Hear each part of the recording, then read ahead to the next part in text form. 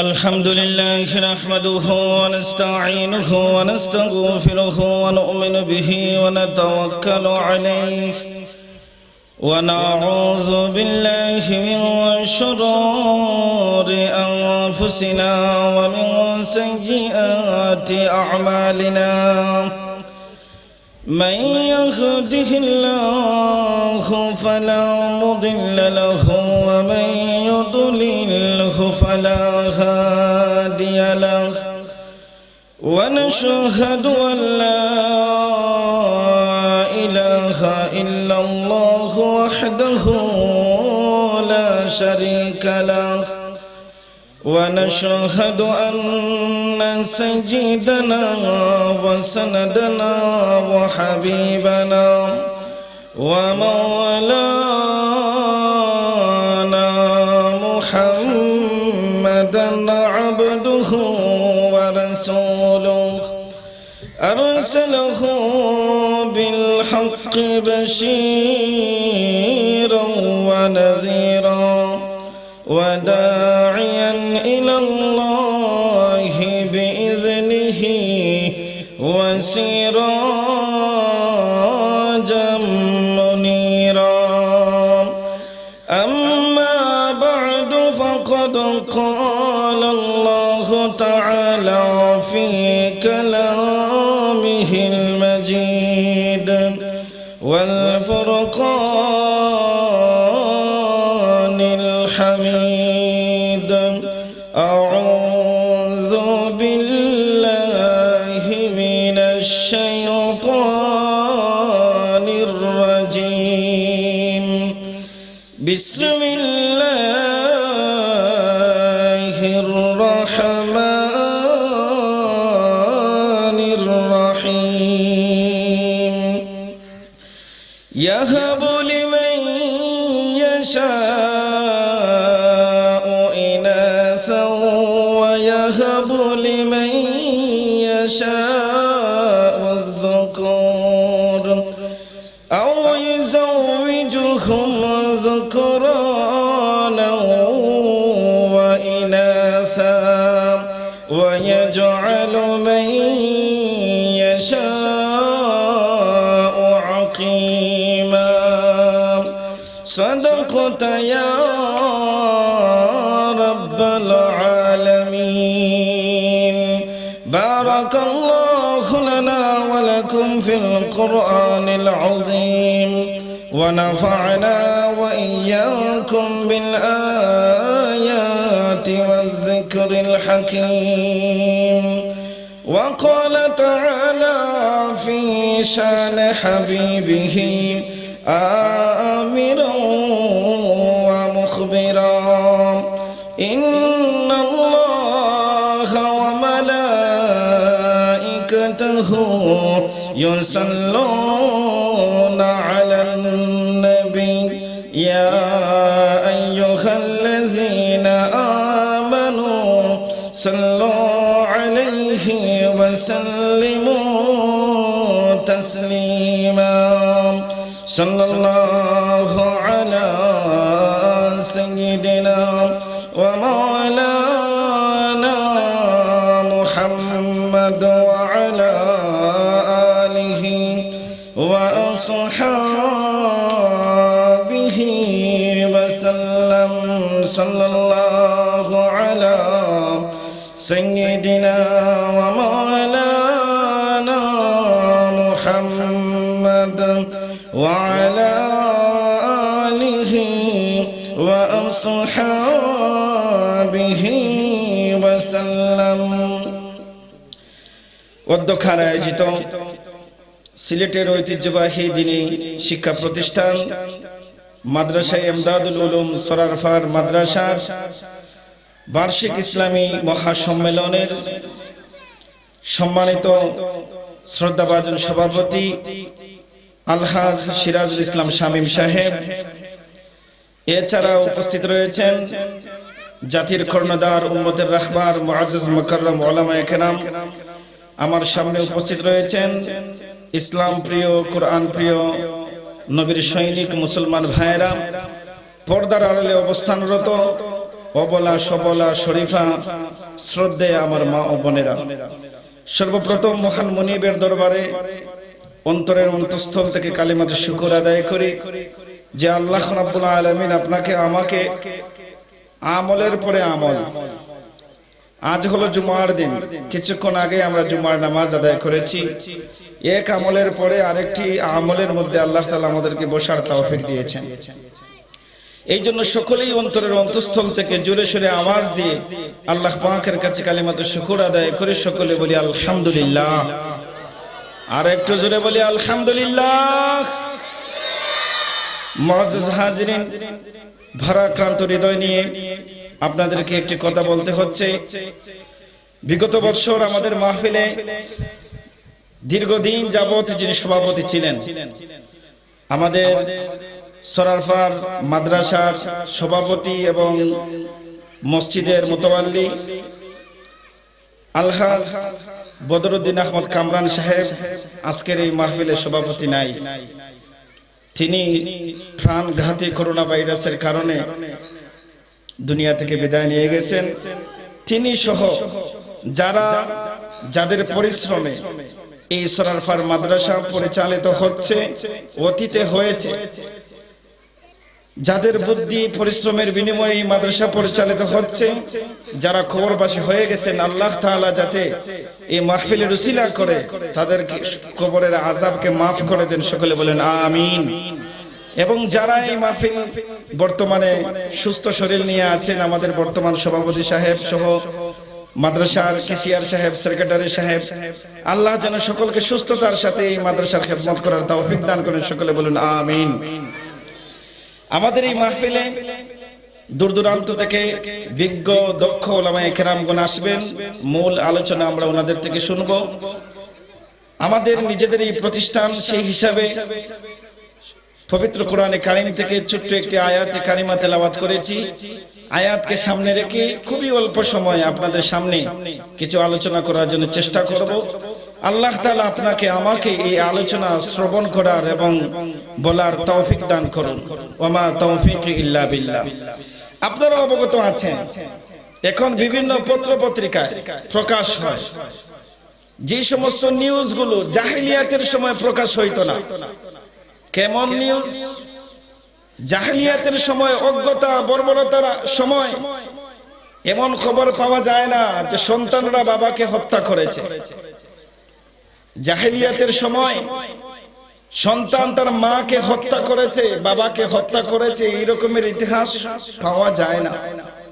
বর্তমানে জাতীয় পত্রিকাগুলো সহ গ্রামে গঞ্জের প্রত্যেকটা নিউজে আমরা মাঝে মধ্যে এমন কিছু খবর দেখি যে সন্তানের হাতে বাবা খুন হয়েছে, নাউজুবিল্লাহ।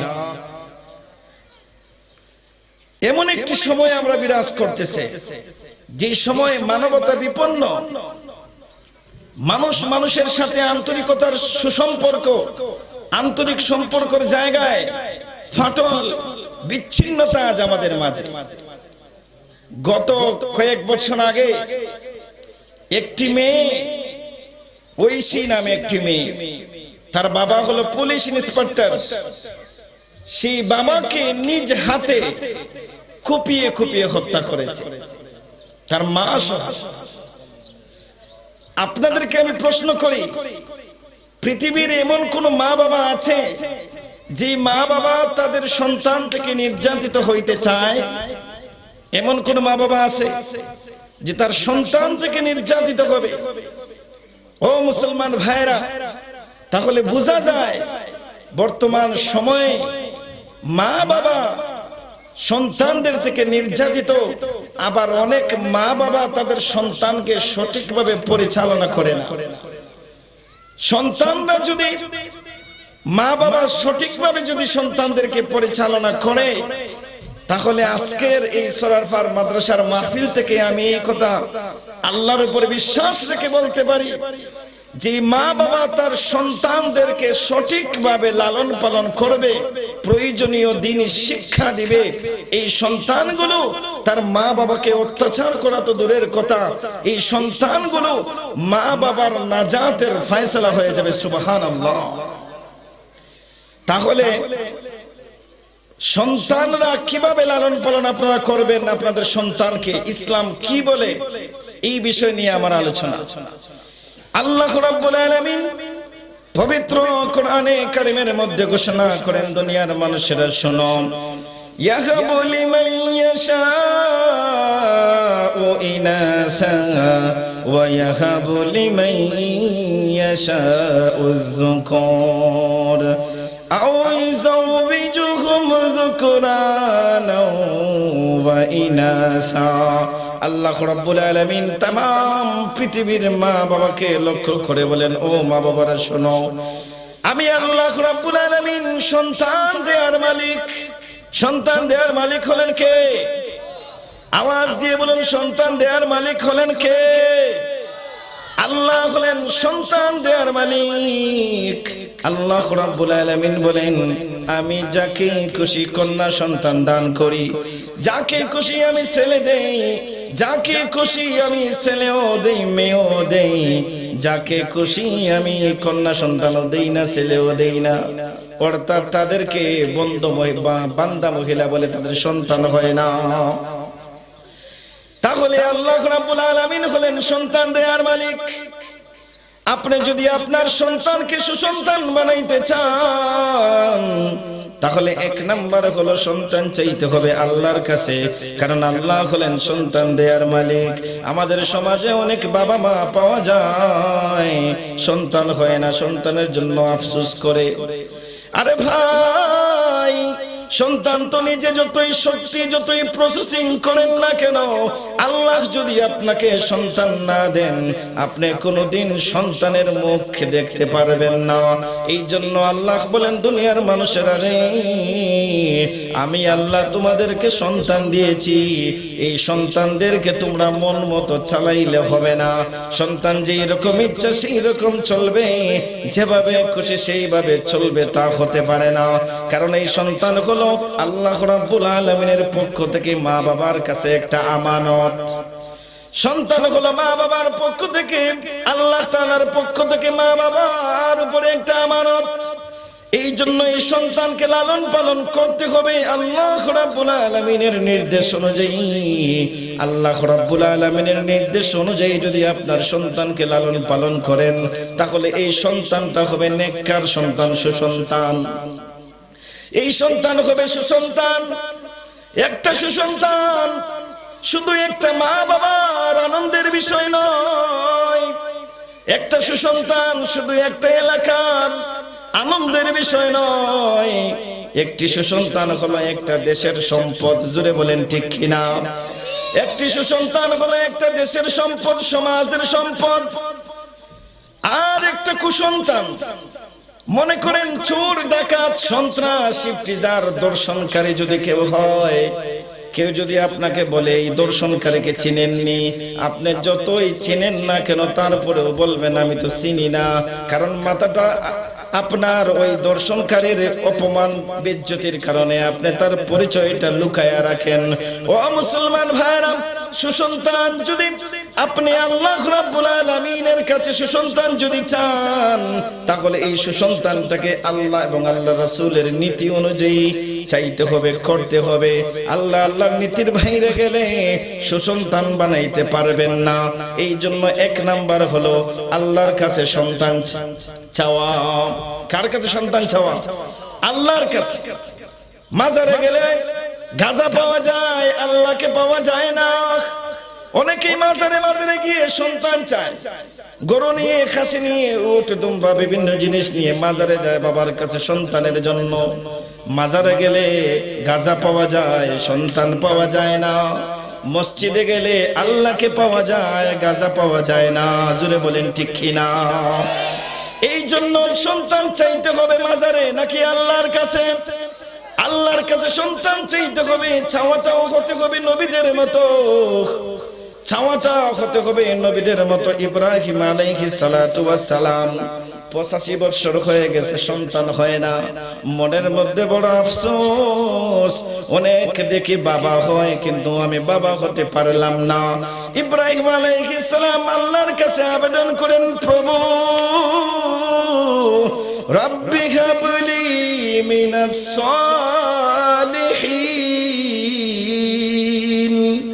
ইব্রাহিম আলাইহিস সালাম আল্লাহর কাছে বলেন, ওগো মালিক, আমার অনেক বন্ধু বান্ধব বাবা হয়ে গেল, কিন্তু আমি বাবা হইলাম না। আল্লাহ তুমি দয়া করে মেহেরবানি করে আমাকে সন্তান দাও। ৮০-৮৫ বছর বয়স সন্তান চাইছেন। আল্লাহ রাব্বুল আলামিন ইব্রাহিম আলাইহিস সালামের দোয়া কবুল করেছেন। কোরআনে আল্লাহ বলেন, ফাবাশশারনাহু বিগুলামিন হালিম। আল্লাহ বলেন, ও ইব্রাহিম খলিলুল্লাহ, আমি রাব্বুল আলামিন তোমার আবেদনকে কবুল করলাম। সুবহানাল্লাহ। এই জন্য যাদের বিয়ে হওয়ার পরে 2 বছর যায়, 5 বছর যায়, 10 বছর যায়, সন্তান হয় না, তারা নিরাশ হওয়ার কারণ নাই। আল্লাহর কাছে চাইতে থাকা কখন আমার মালিক ডাকটা কবুল করেন সেটা কেউ জানে না।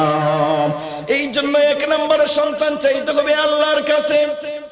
2 নাম্বার, মা বাবা যদি আদর্শবান হয়, নেককার হয়, মুত্তাকি হয়, আল্লাহওয়ালা হয়, তাহলে ওই সন্তানগুলো, তাদের সন্তানগুলো নেককার হয়। মা বাবা যদি সুদখোর হয়, ঘুষখোর হয়, মা বাবা যদি চোর হয়, ডাকাত হয়, বেহায়াপনা অশ্লীলতার মধ্যে লিপ্ত থাকে, আর দোয়া করে, আল্লাহ আমার ছেলেটারে বাইজিদ মুস্তামির মতো বানায় দিও, এই দোয়া কোনোদিন কবুল হবে না। বাবা যদি তাকে জিনাখোর, মা যদি তাকে বেহায়াপনা অশ্লীলতায় লিপ্ত, আর যদি ওই মা বাবা দোয়া করে, আল্লাহ আমার পেটে একটা সন্তান দাও বাইজিদ মুস্তামির মতো, এই মা বাবার আশা কোনোদিন পূর্ণ হবে না। কারণ তেঁতুল বৃক্ষ থেকে সুমিষ্টি ফল হয় না। আম গাছ থেকে আম ধরে, তেঁতুল গাছ থেকে তেঁতুলই ধরে, তেঁতুল গাছ থেকে আম ধরে না। এই জন্য সুসন্তান বানাইতে হলে মা বাবাকেও ঠিক থাকতে হবে। আমাদের অনেক মা বোনেরা যখন গর্ভবতী হন, সন্তান প্রসব করার সময় হয়ে, পেটের মধ্যে যখন সন্তান আসে, তখন দেখা যায় টাইম পাস করে। কেমনে জানেননি? টিভির সামনে বসে টাইম পাস, স্টার জলসা, কিরণ মালা, বহু জিনিস দেখে দেখে টাইম পাস করে। ওই সময় একজন মহিলার জন্য এক একটা কদমে, এক একটা কথা, এক একটা আমলের দ্বিগুণ সওয়াব দেওয়া হয়। সুবহানাল্লাহ।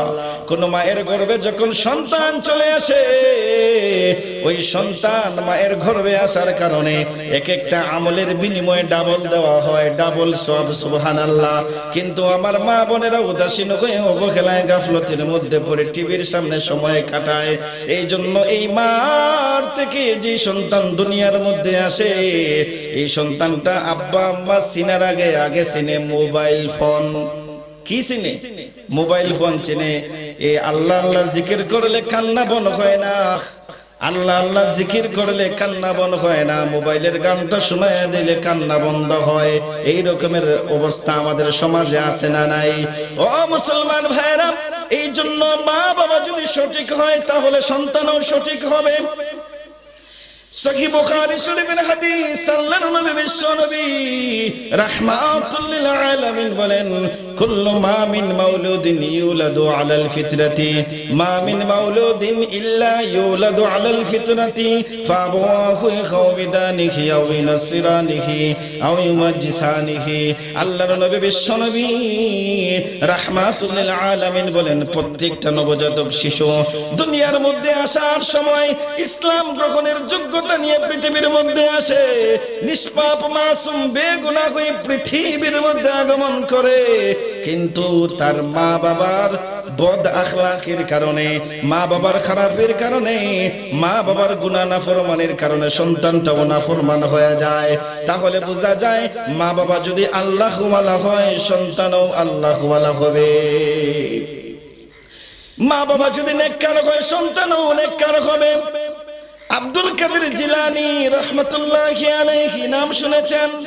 অনেক বড় একজন ওলি বুজুর্গ আব্দুল কাদের জিলানী রহমতুল্লাহি আলাইহি। উনি যখন মায়ের পেটে ছিলেন, অনেক উলামায়ে কেরাম বলেন ওনার মার অভ্যাস ছিল কোরআনে কারীমের তেলাওয়াত করা। পেটে সন্তান আসার পরে মা কোরআনে কারীমের তেলাওয়াত করতেন, তেলাওয়াতের অভ্যাস ছিল। ওই সন্তান পৃথিবীতে আসার পরে উস্তাদের সামনে যখন গিয়েছেন, যাওয়ার পরে কোরআনে কারীমের তেলাওয়াত শুরু করে দিয়েছেন। উস্তাদ বলে, ও বাবা, তুমি কোরআন শরীফের তেলাওয়াত কেমনে শিখলা?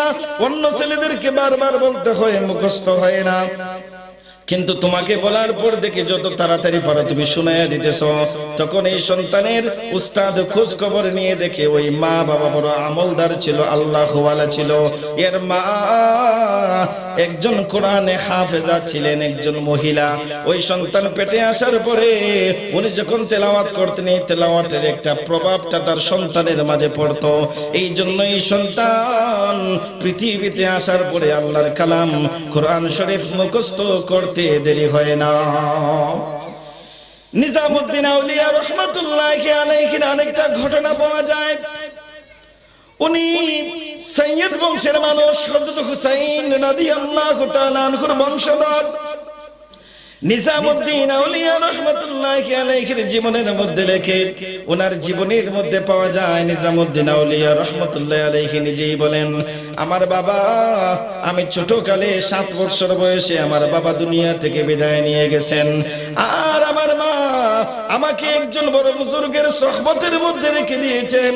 ওই বুজুর্গের সোহবতে আমি কোরআন হাদিসের শিক্ষা অর্জন করেছি। নিজামউদ্দিন আউলিয়া রাহমাতুল্লাহি আলাইহি বলেন, আমি মাঝে মধ্যে দেখতাম আমাদের ঘরে খাবার পুড়িয়ে যেত, খাবার শেষ, খাবার নাই, খাবারের অভাব রয়েছে। আমার মার মুখ থেকে আমি শুনতাম, মা বলতেন, আজকে আমাদের খাবার নাই, আজ আমরা আল্লাহর মেহমান হয়ে গেলাম, সুবহানাল্লাহ। আজ আমাদের ঘরে খাবার নাই, আজ আমরা আল্লাহর মেহমান। মা এই কথা আল্লাহ রাব্বুল আলামিনের উপরে কিন করে বিশ্বাস করে বলতেন। এই কথা বিশ্বাস করে বলার কারণে নিজামউদ্দিন আউলিয়া রাহমাতুল্লাহি আলাইহি নিজেই বলেন, আমার মার মুখ থেকে এই কথা বলতে দেরি হইতো, কে বা কারা কোথায় থেকে এনে আমাদের সামনে দরজার সামনে খানা রেখে যাইত, সুবহানাল্লাহ। এই জন্য মা বাবা যদি আল্লাহু ওয়ালা হয়, মা বাবা যদি নেককার হয়, সন্তানেও নেককার হবে। মা বাবা যদি আল্লাহওয়ালা হয়, সন্তানও আল্লাহওয়ালা হবে। আমাদের সমাজে মা বাবা চলে উল্টা পাল্টা পথে, এই জন্য সন্তানগুলো হয় উল্টা মার্কা। এই জন্য আদর্শ সন্তান যদি আপনি আপনার সন্তানকে যদি বানাইতে চান, মা বাবাও ঠিক থাকতে হবে, আল্লাহর কাছে চাইতে হবে, আল্লাহর কাছে চেয়ে আল্লাহ পাক রব্বুল আলামিনের হুকুম অনুযায়ী চলতে হবে, তাহলে আপনার সন্তানগুলো আল্লাহওয়ালা হবে। 3 নাম্বার হলো মুসলমান। সন্তান ভূমিষ্ঠ হওয়ার পরে ডান কানে আযান, বাম কানে হলো ইকামত। এটা হলো সুন্নতে মুআক্কাদা। বর্তমান সময়ে দেখা যায় অনেক মহিলাগুলো স্বাভাবিকভাবে বাচ্চা জন্ম দিতে পারে না। মেডিকেলে দৌড়াদৌড়ি, কত রকমের সিজার, কত রকমের অপারেশন হয়। আর আগেকার মহিলাদের সন্তানে এত মেডিকেলে দৌড়াদৌড়ি লাগতো না। আমার মুসলমান ভাইয়েরা, মেডিকেলে দৌড়াদৌড়ি করতে গেলে অনেক সময় দেখা যায় সন্তানের খবর নেওয়া যায় না, মার খবর নেওয়া যায় না। এই সুন্নতের উপর বড় গাফলতি, বড় অলসতা। আল্লাহর নবী বিশ্ব নবী বলেন, ও দুনিয়ার মানুষেরা শুনো, মসজিদের আযান হলো বড়, সন্তানের কানে যে আযান দেওয়া হয় এই আযান হলো ছোট। মসজিদের আযান দিলে মুয়াজ্জিন সাহেবের আমলনামায় 30টা নেকি দেওয়া হয়। মসজিদের মধ্যে ইকামত দিলে মুয়াজ্জিন সাহেবের আমলনামায় 15টা নেকি দেওয়া হয়। মসজিদের আযান বড়, মসজিদের ইকামত বড়, কিন্তু বিশ্বনবীর জীবনী তালাশ করলে কোনোদিন দেখা যায় না যে বিশ্বনবী নিজে কোনোদিন আযান দিয়েছেন। বিশ্বনবী মসজিদের আযান দিতে কোনোদিন পাওয়া যায় না, কিন্তু আল্লাহর নবী বিশ্বনবী রাহমাতুল লিল আলামিনের আদরের নাতি হযরত হাসান হুসাইন রাদিয়াল্লাহু তাআলা আনহু যখন পৃথিবীর মধ্যে আগমন করলেন, আল্লাহর নবী বিশ্বনবী নিজেই ডান কানে আযান এবং ইকামত দিয়েছেন, সুবহানাল্লাহ। এর মাধ্যমে বোঝা যায় এই সুন্নতের বড় দাম, বড় গুরুত্ব। পৃথিবীতে সন্তান আসার পরে যদি সর্বপ্রথম আল্লাহর নাম তার কানের মধ্যে ঢোকায় দেওয়া হয়, ওই সন্তানগুলো পৃথিবীতে আসার পরে নাস্তিক হয় না, মুরতাদ হয় না। এই সন্তানগুলো কাফের বেঈমানদের সংস্কৃতি আর স্বভাবের কারণে তারা প্রতিপালিত হয় না। এই জন্য মুসলমান সন্তানকে সুসন্তান বানাইতে হলে ডান কানে আযান এবং বাম কানে ইকামত দিতে হবে। চতুর্থ নাম্বার হলো মুসলমান, আপনার সন্তানকে যদি আপনি নেককার বানাইতে চান, আল্লাহওয়ালা বানাইতে চান, তাহলে 7 দিন অথবা 14 দিনে অথবা 21 দিন অথবা জীবনে একবার আকিকা দিতে হবে। এই 7 দিনের দিন আকিকা দেওয়া, আল্লাহর নবী বিশ্ব নবী বলেন ছেলের পক্ষ থেকে দিবা 2টা ছাগল আর মেয়েদের পক্ষ থেকে দিবা 1টা।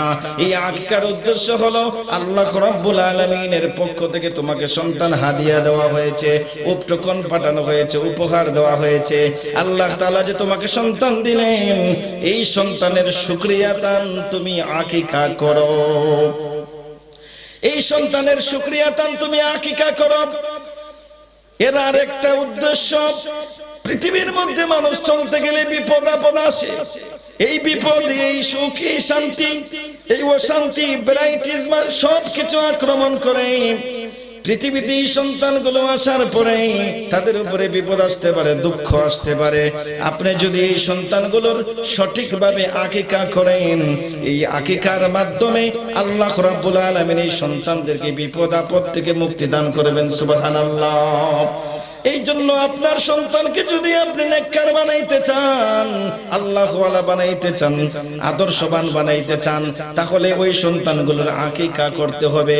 এরপরে হলো সুন্দর একটা নাম রাখা, সুন্দর একটা নাম, আইয়ুহসিনা আদাবাহু ওয়া ইউহসিনা ইসমাহু। আল্লাহর নবী বিশ্ব নবী বলেন সন্তান মা বাবার ব্যাপারে আরেকটা দায়িত্ব হলো সন্তানদের নাম রাখা, সঠিক নাম রাখা। এখন আমাদের সমাজে এমন ডিজিটাল মার্কার নাম রাখে, নামের কারণে বোঝা যায় না সে মুসলিম নাকি হিন্দু, নামের কারণে বোঝা যায় না মুসলিম নাকি হিন্দু। ফুকাহায়ে কেরাম বলেন নাম রাখবে 4 তরিকার এক তরিকা। কয় তরিকা? 4 তরিকার এক তরিকা। 1 নম্বরের নাম হলো আল্লাহ রাব্বুল আলামিনের সাথে নিসবত সম্পৃক্ত, আব্দুল্লাহ, আব্দুর রহমান, আব্দুর রাজ্জাক, এগুলো হলো 1 নম্বরের নাম। 2 নম্বরের নাম হলো মাহমুদ, মুহাম্মদ, বিশ্বনবীর নামের অক্ষরের সাথে মিল রেখে। 3 নম্বর হলো ওলিয়া উলিয়াদের নাম রেখে, নুরউদ্দিন গহরপুরি রহমাতুল্লাহি আলাইহি, মুফতি ফয়জুল্লাহ রহমাতুল্লাহি আলাইহি, আমিনউদ্দিন শাইখে কাতিয়া, বুজুর্গদের নামের সাথে নাম মিলিয়ে হলো 3 নম্বরের নাম। 4 নম্বরের নাম হলো অর্থ ঠিক রেখে, যেই নামের অর্থ ঠিক থাকবে এই নামটা 4 স্থানে আপনি রাখতে পারবেন। যার সুসন্তান যদি বানাইতে হয় সঠিক নাম রাখতে হবে, সঠিক নাম না রাখলে নামেরও একটা কুপ্রভাব আপনার ছেলে মেয়ের উপরে পড়বে। আশরাফ আলী থানভী রহমাতুল্লাহি আলাইহির জামানার একটা ঘটনা কিতাবের মধ্যে পাওয়া যায়। এক ব্যক্তি তার সন্তান অসুস্থ, চিকিৎসা করে, বারবার চিকিৎসা করে ওই সন্তানের অসুস্থতা যায় না। একদিন ভালো হলে আর একদিন অসুস্থ, যাইতে যাইতে খোঁজ নিয়ে একদিন আশরাফ আলী থানভী রহমাতুল্লাহি আলাইহির কাছে গেছে। যাওয়ার বলে হুজুর আমার ছেলেকে একটু চিকিৎসা করে দেন, ফুফা দেন, আমার ছেলে দীর্ঘদিন থেকে অসুস্থ, অনেক চিকিৎসা করে কোনো কাজ হয় না। আশরাফ আলী থানভী রহমাতুল্লাহি আলাইহি বলেন তোমার ছেলের নাম কি? এখন দেখা যায় এই ছেলের নাম হলো মুসা কালিমুল্লাহ। কি নাম? মুসা কালিমুল্লাহ। এই নামের এত প্রভাব, এত পাওয়ার।